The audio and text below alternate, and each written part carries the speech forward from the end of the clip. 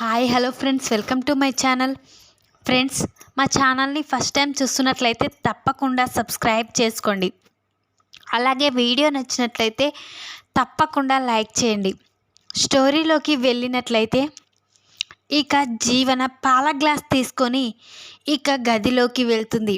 అప్పుడే జీవన చైతన్యని, చేయి ఈరోజు నాకు ఒక గిఫ్ట్ ఇస్తావన్నావు కదా, ముందుగా అదేంటో చెప్పు అని జీవన అడుగుతూ ఉంటుంది. అప్పుడు చైతన్య, సరే జీవన, నీకు తొందరగా ఉంది కదా, ముందుగా పాలు అవి తాగేశాక నీకు గిఫ్ట్ ఏదో చెప్తాను అని చైతన్య అంటాడు. అప్పుడే జీవన పాల గ్లాస్ చైతన్యకి ఇస్తుంది. చైతన్య పాలు కొద్ది కూడా మిగిల్చకుండా మొత్తం తాగేస్తాడు. అప్పుడే, ఏంటి చేయి, పాల గ్లాసులో పాలు కొన్ని నాకు కూడా ఉంచాలి కదా, ఎందుకు మొత్తం తాగేశావు అని అంటూ ఉంటుంది జీవన. అయితే ఇక అప్పుడే చైతన్య, ఏమో నాకు తెలియదు కదా, అందుకనే అలా తాగేశాను అని చైతన్య అంటూ ఉంటాడు. ఇప్పుడు ఏదో విషయం చెప్తానన్నావు కదా చెయ్యి, చెప్పు, నాకు ఏంటో సర్ప్రైజ్ గిఫ్ట్ ఇస్తామన్నావు కదా ఈరోజు, ముందుగా నాకు తొందరగా ఉంది అని అంటూ ఉంటుంది జీవన. అయితే అప్పుడే చైతన్య, సరే జీవన, అసలు ఈరోజు మనం చాలా సంతోషంగా ఉన్నాం కదా, ముందు మా అన్నయ్య గురించి మాట్లాడుకుందాం. మా అన్నయ్య ఇక మా వదిన ఈరోజు సంతోషంగా ఉండకపోవడానికి కారణం ఏంటి అని అంటూ ఉంటాడు చైతన్య. అప్పుడే జీవన, మీకు తెలుసు కదండి, మళ్ళీ ఎందుకు అడుగుతున్నావు చేయి, ఈరోజు మీ అన్నయ్య ఇక లేవని స్థితిలో ఉన్నాడు కాబట్టి, వీల్ చైర్కి పరిమితమయ్యాడు కాబట్టి వాళ్ళకి ఆనందం సంతోషం అనేది లేదు అని అంటూ ఉంటుంది జీవన. అయితే అప్పుడే చైతన్య, ఇక ఈరోజు వాళ్ళు సంతోషంగా ఉండకపోవడానికి కారణమవలు అని అంటూ ఉంటాడు చైతన్య. అయితే అప్పుడే జీవన, నీకు తెలియదా చెయ్యి, ఆ రోజు మా అమ్మ యాక్సిడెంట్ చేయడం వల్ల మీ అన్నయ్యకి కాళ్ళు పోయాయి, అందువల్లే కదా వాళ్ళు ఇప్పుడు బాధపడుతుంది, మా అమ్మని ఈ కుటుంబం శత్రువులా చూస్తుంది అని అంటూ ఉంటుంది జీవన. అయితే అప్పుడే చైతన్య, ఏంటి మళ్ళీ చెప్పు, అసలు మా అన్నయ్య ఈరోజు ఈ పరిస్థితిలో ఉండడానికి కారణమవులు అని అడుగుతూ ఉంటాడు. అప్పుడే జీవన, ఎన్నిసార్లు చెప్పాలి చేయి, నీకు తెలుసు ఇక ఆ రోజు మా అమ్మ యాక్సిడెంట్ చేసిందని అని అనగానే వెంటనే చైతన్య జీవన చెంప పలగొడతాడు. అప్పుడే ఇక, ఏంటి చేయి, నన్ను కొడుతున్నావేంటి అని అంటూ ఉంటుంది.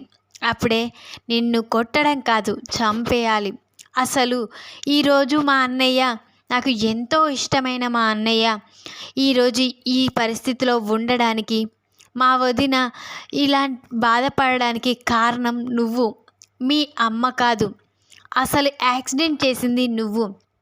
ఆ రోజు ఏమీ పట్టనట్లు యాక్సిడెంట్ చేసి అక్కడే వదిలేసి మీ అమ్మ ఎంత బ్రతిమిలాడినా వినకుండా తనని కూడా తీసుకొని వెళ్ళిపోయావు. కనీసం ప్రాణాపాయ స్థితిలో ఉన్న మా అన్నయ్యని హాస్పిటల్కి కూడా తీసుకువెళ్ళలేదు. ఇదంతా నువ్వే చేశావు, మీ అమ్మగారు కాదు, ఇదంతటికి కారణం నువ్వు. మా అన్నయ్య ఈరోజు ఈ పరిస్థితిలో ఉండి బాధపడడానికి కారణం. ఇక ఆ తర్వాత మీ అమ్మ ఇక ఆలోచించి మా అన్నయ్య పరిస్థితిని ఆలోచించి తన తప్పును సరిదిద్దుకోవడానికి తను ఇక నిన్ను మా అన్నయ్యకిచ్చి పెళ్లి జరిపించాలని చూసింది. కానీ తీరా పెళ్లి ముహూర్తానికి నువ్వు ఇంట్లో నుంచి పారిపోయావు. అప్పుడు కూడా మా అన్నయ్యని మోసం చేశావు, ఇంకా మా అన్నయ్య బాధపడేలా చేశావు. పెద్ద మనసు చేసుకొని ఆనంది వదిన మీ అమ్మ జైలుకు వెళ్ళకూడదని మా అన్నయ్యని పెళ్లి చేసుకుంది. ఇక నువ్వు చేసిన నింద మీ అమ్మ తన మీద వేసుకుంది. ఇదంతటికీ కారణం నువ్వు. నిన్ను అసలు నేను ప్రేమించలేదు, నువ్వు ఈ పరిస్థితిలో మా అన్నయ్యని ఉంచావు కదా, అందుకనే నీ మీద పగ తీర్చుకోవడానికి ప్రేమ పేరుతో నిన్ను ట్రాక్ చేశాను. ఇదంతా నీ మీద పగ తీర్చుకోవడానికే. ఇంతకు ఇంత నువ్వు కుమిలిపోవాలని నిన్ను పెళ్లి చేసుకున్నాను అని చైతన్య చెప్పగానే, యూ చీటర్ అని అంటూ ఉంటుంది చైతన్య. అయితే నేను కాదు చీట్ చేసింది, మా అన్నయ్యని నువ్వు చేశావు అని చైతన్య అంటూ ఉంటాడు.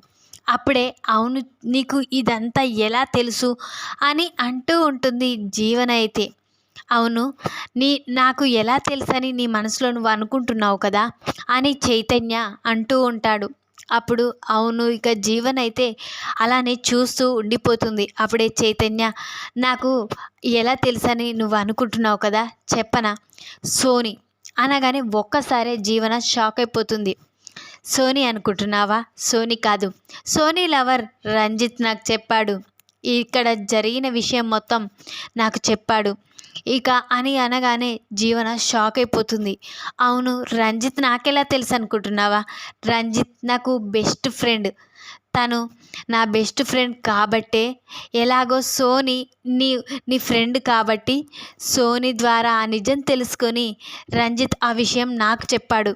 దాని ద్వారా నిన్ను ఇక సోనితో క్లోజ్గా ఉండి లవ్ చేసినట్లు నటించాను. నిన్ను ఈరోజు ఇక నీ మీద పగ తీర్చుకోవడానికే నిన్ను పెళ్లి చేసుకున్నాను. మా కుటుంబానికి ఈ విషయం ఏదీ తెలీదు కాబట్టి నేను నిజంగానే నిన్ను ప్రేమించి పెళ్లి చేసుకున్నానని అందరూ అనుకుంటున్నారు. ఇక మా అమ్మ మీ అమ్మైన జ్యోతి గారిని తప్పుపడుతుంది. కానీ అసలు నిందితురాలు నువ్వని తెలిస్తే నిన్ను బ్రతకనివ్వదు, నిన్ను ఈ ఇంట్లో కూడా ఇక ఉండనివ్వదు అని చైతన్య చెప్పగానే ఇక జీవన షాక్ అయిపోతుంది. ఇక నీ పరిస్థితి ఎప్పుడు ఇలాగే ఏడ్చుకుంటూ ఉండాలి. నీకు ఈ ఇంట్లో సంతోషం అనేదే ఉండదు. మా అన్నయ్య తిరిగి తనంతట తాను నడిచే వరకు ఇక మా వదిన సంతోషంగా ఉన్న రోజే నువ్వు కూడా సంతోషంగా ఉండాలి అని ఇక చైతన్య వార్నింగ్ ఇచ్చి ఇక తను బెడ్పై పడుకొని ఇక జీవనకి దిండు కిందికి విసిరేస్తాడు. అప్పుడు ఇక జీవన ఉదయాన్నే లేచి చాలా బాధపడుతూ వెంటనే ఇందుమతికి ఫోన్ చేస్తుంది. అప్పుడే ఇక ఇందుమతి, ఏంటి జీవన అక్కడ పరిస్థితులు ఎలా ఉన్నాయి? ఆ ఆనందిని బయటికి పంపించేది ఏదైనా చేస్తున్నావా? మీ అత్తగారు తన మీద కోపం వచ్చేటట్లు చేస్తున్నావా అని ఇందుమతి అంటూ ఉంటుంది. అప్పుడే జీవన ఏం మాట్లాడకుండా అలానే ఉంటుంది. ఏం మాట్లాడడం లేదేంటి అని అంటూ ఉంటుంది ఇందుమతి. అయితే ఏం చెప్పమంటావు పెద్దమ్మ, నేను మోసపోయాను అని చెప్పగానే ఇందుమతి షాక్ అయిపోతుంది. ఏం మాట్లాడుతున్నావు? ఎలా మోసపోయావు? అసలు నువ్వు ప్రేమించి పెళ్లి చేసుకున్నావు కదా, ఇంకేంటి అని ఇందుమతి అంటూ ఉంటుంది. అప్పుడే ఇక అవును పెద్దమ్మ, నేను వాడిని ప్రేమించిన, తను కూడా నన్ను ప్రేమించినట్లు నటించాడు అని అనగానే ఒక్కసారి షాక్ అయిపోతుంది ఇందుమతి. అయితే అప్పుడే ఏంటి జీవన నువ్వు మాట్లాడేది నాకేమీ అర్థం కావడం లేదు అని అంటూ ఉంటుంది ఇక ఇందుమతి. అయితే అప్పుడే జీవన, అవును పెద్దమ్మ, అసలు నన్ను చైతన్య ప్రేమించలేదు, ప్రేమించినట్లు నటించాడు. ఇక నా మీద పగ తీర్చుకోవడానికి నన్ను పెళ్లి చేసుకున్నాడు. నాకు నిన్న రాత్రి శోభన గదిలో ఇక సర్ప్రైజ్ గిఫ్ట్ ఇస్తానని చెప్పాను కదా, నాకు ఇదే గిఫ్ట్ ఇచ్చాడు. ఇక ఆ రోజు యాక్సిడెంట్ వాళ్ళ అన్నయ్యని చేసింది నేనే అని తనకి తెలిసిపోయింది. తను నన్ను ట్రాక్ చేసి ప్రేమించినట్లు నటించి నన్ను పెళ్లి చేసుకున్నాడు నా మీద పగ తీర్చుకోవడానికి. ఆ విషయం అంతా నాకు నైట్ చెప్పాడు అని చెప్పగానే ఇందుమతి షాక్ అయిపోతుంది. ఏంటి ఇప్పుడు నీ పరిస్థితి అని అంటూ ఉంటుంది. అవును పెద్దమ్మ, నాకు ఈ ఇంట్లో ఉండాలంటేనే భయంగా ఉంది. సపోజ్ మళ్ళీ ఇక ఈయన చైతన్య వాళ్ళ అమ్మకి చెప్తే నేనే యాక్సిడెంట్ చేశానని, ఇప్పుడు అమ్మ మీద పగ పెంచుకున్న ఈ సునంద అత్తయ్య నన్ను వదిలిపెట్టదు. అసలు ఏం చేయాలో నాకు అర్థం కావడం లేదు పెద్దమ్మ. నాకు ఈ ఇంట్లో ఉంటే ఒక నరకంలో ఉన్నట్లు అనిపిస్తుంది. నేను ఆనందిని బయటికి పంపించడమేమో కానీ నేనే బయటికి వెళ్ళిపోతే బాగుండనిపిస్తుంది అని అంటూ ఉంటుంది ఇక జీవన. అయితే అప్పుడే ఇందుమతి, ఇప్పుడు అక్కడ ఉండలేక ఇటు మీ అమ్మ వాళ్ళు దగ్గర తీయలేక ఇప్పుడు నువ్వు ఎక్కడికి వెళ్తావు? ముందు నేను చెప్పినట్లు విను. నువ్వు ఇదొక నాటకం ఆడితే నువ్వు వెంటనే నిన్ను ఈ ఇంట్లోకి అనుమతిస్తారు అని చెప్పగానే, ఏంటో చెప్పు పెద్దమ్మ, వెంటనే నేను అక్కడికి వచ్చేస్తాను అని అంటూ ఉంటుంది జీవన. అయితే ముందు నేను చెప్పేది విను. నువ్వు ఆనంది లేనిపోనివన్నీ నాకు నా గురించి అంతా కావాలనే ముందుగానే ఈ చైతన్యకి చెప్పిందని, కావాలనే చైతన్యని ఇక నిన్ను ప్రేమించినట్లు నటించమని చెప్పిందని, ఇదంతా ఇక వాళ్ళిద్దరు ఆడిన నాటకమని చెప్పు మీ అమ్మ వాళ్ళ దగ్గరికి వచ్చి. వెంటనే ఆ జ్యోతి సూర్యంలు నిజంగానే ఆనందే ఇదంతా చేసిందని, కావాలనే ఆ ఇంట్లో నుంచి గెంటించేలా చేసిందని నువ్వు చెప్పు. అలా అయితేనే ఇక జ్యోతి సూర్యంలు ఆ ఆనందిపై పగ పెంచుకుంటారు, ఇటు పక్క నిన్ను మళ్ళీ ఇంట్లోకి రానిస్తారు అని ఇక ఒక సలహా అయితే ఇందుమతి ఇస్తుంది. అప్పుడే ఇక జీవన, సరే పెద్దమ్మ, నువ్వు చెప్పినట్లే ఇప్పుడే బయలుదేరి వస్తున్నాను. వెంటనే జ్యోతి అమ్మకి నాన్నకి ఇద్దరికి నిజం చెప్తాను. ఇక కావాలనే ఆనంది నన్ను బయటికి పంపించాలని ఇదంతా ప్లాన్ చేసినందు లేనిపోనివన్నీ ఇక ఆనంది గురించి చెప్పేస్తాను అని ఇక అంటూ వెంటనే జీవన ఇక జ్యోతి సూర్యం ఇంటికైతే వస్తుంది. అప్పుడే జీవనని చూసి ఇంట్లో వాళ్ళంతా షాక్ అయిపోతారు. ఏంటి మళ్ళీ వచ్చావేంటి అని జ్యోతి అంటూ ఉంటుంది. నా కన్న తల్లిదండ్రుల కాడికి నేను రాకపోతే ఎక్కడికి వెళ్ళాలి అని అంటూ ఉంటుంది జీవన. అయితే అప్పుడే, ఏంటి వెళ్ళేటప్పుడు తెలియలేదా మేము కన్న తల్లిదండ్రులమని అని జ్యోతి అంటూ ఉంటుంది. లేదమ్మా, నేను అక్కడి నుంచి వెళ్ళొచ్చాను, నేను అక్కడికి వెళ్ళను అని ఏడుస్తూ ఉంటుంది. అప్పుడే హైమావతి, ఏంటే ఏం జరిగింది అని అంటూ ఉంటుంది. అప్పుడే జీవన, నేను ఒక విషయం చెప్పాలమ్మా, అసలు నేను చైతన్యని ప్రేమించాను, కానీ తను మాత్రం నన్ను ప్రేమించినట్లు నటించాడమ్మా. ముందే ఆనంది నా గురించి అంతా చెప్పి నేనే యాక్సిడెంట్ చేశానని ఇక అంతా చైతన్యకి చెప్పింది. చైతన్యని పగ తీర్చుకోమని, నా మీద నన్ను ప్రేమించినట్లు నటించమని, ఇక నన్ను పెళ్లి చేసుకోమని ఆనందే ముందు చెప్పింది. ఇప్పుడు చైతన్య ఆ నిజమంతా ఇక తెలుసుకున్నాడు కదా, కావాలనే ఇక నన్ను టార్చర్ పెడుతున్నాడు. ఇక అందుకే నేను ఆ ఇంట్లో ఉండలేక నేను వెళ్ళొచ్చాను. ఆనంది నన్ను బయటికి పంపించేలా చైతన్యతో చేసింది ప్లాన్ చేసి అని చెప్పగానే జ్యోతి షాక్ అయిపోతుంది. ఏంటి, ఆనంది ఇదంతా చేసిందా? నువ్వు యాక్సిడెంట్ చేశావని చైతన్యకి చెప్పిందా అని ఇక అంటూ ఉంటారు ఇంట్లో వాళ్ళంతా. అప్పుడు ఆ ఇందుమతి అయితే, అవును, తను కావాలని చేస్తుంది, ఎందుకంటే జీవన ఆ ఇంటికి కోడలైంది కదా, అందుకనే చైతన్యకి నిజమంతా చెప్పేసిందేమో, తనని ఎక్కడ తక్కువగా చూస్తారేమో, జీవనని నెత్తిలో పెట్టుకుంటారేమో అని భయంతో ఇక జీవననే యాక్సిడెంట్ చేసిందని చైతన్యకి చెప్పినట్లుంది అని ఇందుమతి కూడా లేనిపోనివన్నీ జ్యోతి సూర్యంలో అందరికీ తెలిసేలా చేస్తుంది.